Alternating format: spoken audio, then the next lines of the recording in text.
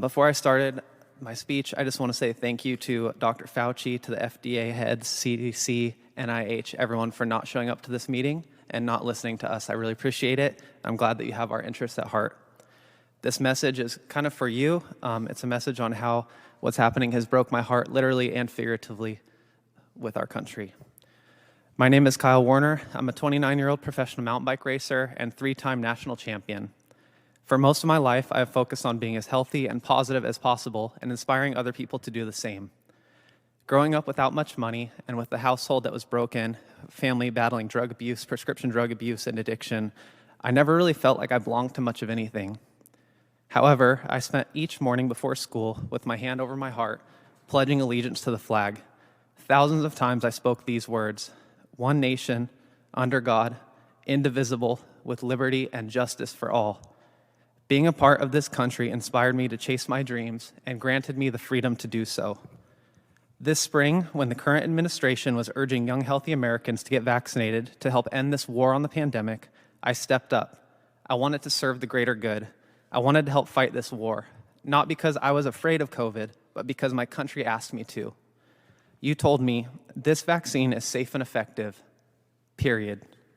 And I believed you. This time, I ended up with my hand on my heart for a different reason. In June, I joined the rapidly growing number of young men who develop pericarditis post-mRNA vaccine. That is the inflammation of the liner surrounding the heart.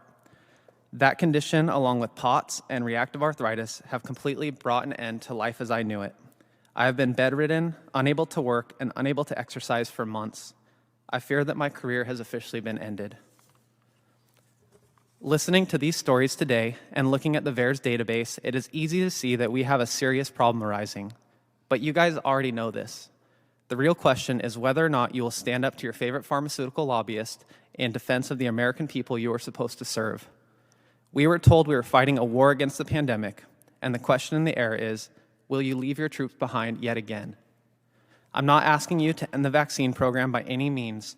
All I'm asking is for some transparency and acknowledgement of what is happening, so that we as a country can have an honest discussion of the risks. I believe where there is risk, there must be choice.